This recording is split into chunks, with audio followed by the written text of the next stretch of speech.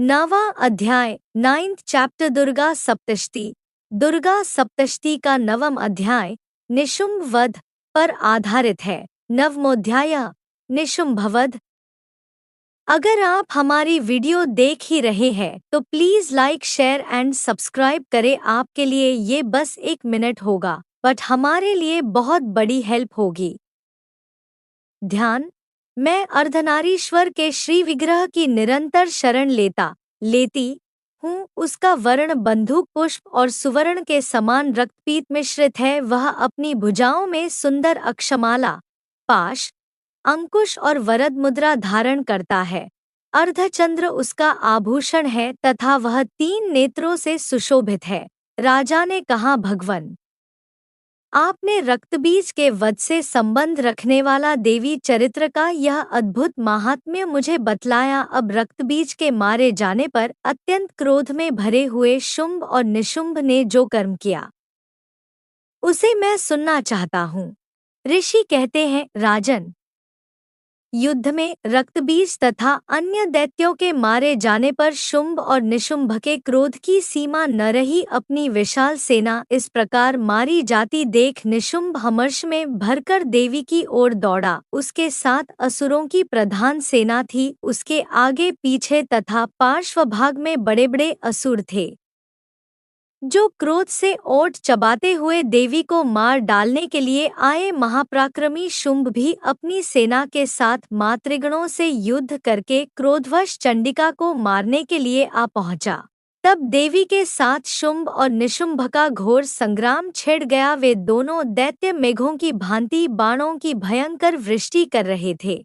उन दोनों के चलाए हुए बाणों को चंडिका ने अपने बाणों के समूह से तुरंत काट डाला और शस्त्र समूह की वर्षा करके उन दोनों दैत्यपतियों के अंगों में भी चोट पहुंचाई। निशुंभ ने तीखी तलवार और चमकती हुई ढाल लेकर देवी के श्रेष्ठ वाहन सिंह के मस्तक पर प्रहार किया। अपने वाहन को चोट पहुंचने पर देवी ने क्षुरप्र नामक बाण से निशुंभ की श्रेष्ठ तलवार तुरंत ही काट डाली और उसकी ढाल को भी, जिसमें 8 चांद जड़े थे, खंड खंड कर दिया। ढाल और तलवार के कट जाने पर उस असुर ने शक्ति चलाई, किंतु सामने आने पर देवी ने चक्र से उसके भी 2 टुकड़े कर दिए। अब तो निशुंभ क्रोध से जल उठा और उस दानव ने देवी को मारने के लिए शूल उठाया, किंतु देवी ने समीप आने पर उसे भी मुक्के से मारकर चूर्ण कर दिया। तब उसने गदा घुमाकर चंडी के ऊपर चलाई, परंतु वह भी देवी के त्रिशूल से कटकर भस्म हो गई। तदंतर दैत्यराज निशुंभ को फरसा हाथ में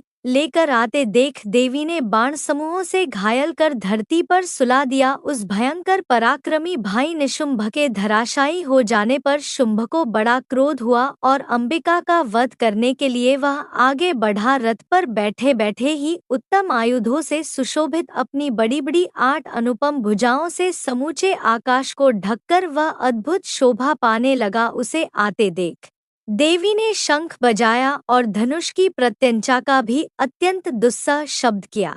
साथ ही अपने घंटे के शब्द से, जो समस्त दैत्य सैनिकों का तेज नष्ट करने वाला था, संपूर्ण दिशाओं को व्याप्त कर दिया। तदंतर सिंह ने भी अपनी दहाड़ से, जिसे सुनकर बड़े बड़े गजराजों का महान मद दूर हो जाता था, आकाश, पृथ्वी और 10 दिशाओं को गुंजा दिया। फिर काली ने आकाश में उछलकर अपने दोनों हाथों से पृथ्वी पर आघात किया। उससे ऐसा भयंकर शब्द हुआ जिससे पहले के सभी शब्द शांत हो गए। तत्पश्चात शिवदूती ने दैत्यों के लिए अमंगलजनक अट्टहास किया।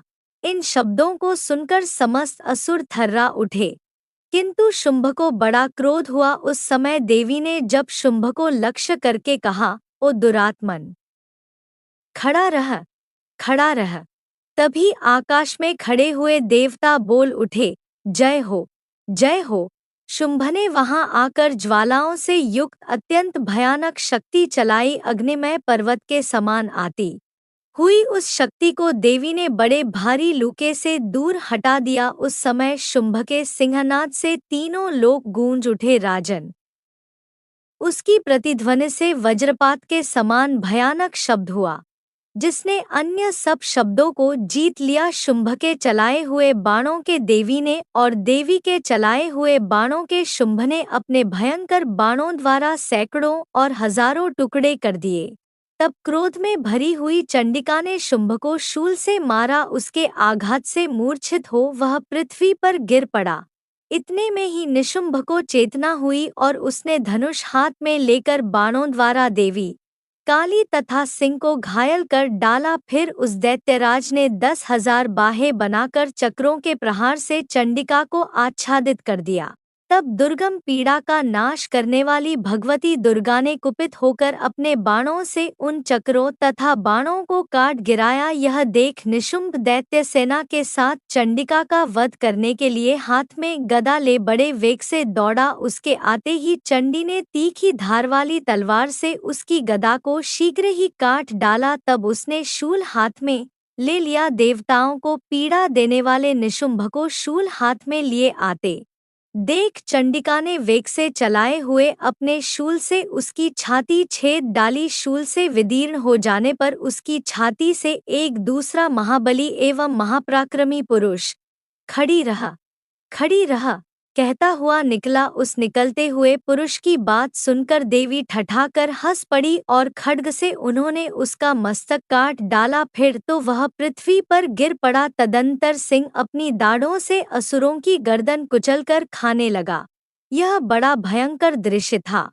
उधर काली तथा शिवदूती ने भी अन्यान्य दैत्यों का भक्षण आरंभ किया। कौमारी की शक्ति से विदीर्ण होकर कितने ही महादैत्य नष्ट हो गए। ब्रह्माणी के मंत्रपूत जल से निस्तेज होकर कितने ही भाग खड़े हुए। कितने ही दैत्य माहेश्वरी के त्रिशूल से छिन्न भिन्न हो धराशायी हो गए। वाराही के थूथुन के आघात से कितनों का पृथ्वी पर कचूमर निकल गया। वैष्णवी ने भी अपने चक्र से दानवों के टुकड़े टुकड़े कर डाले। ऐन्द्री के हाथ से छूटे हुए वज्र से भी कितने ही प्राणों से हाथ धो बैठे। कुछ असुर नष्ट हो गए, कुछ उस महायुद्ध से भाग गए तथा कितने ही का।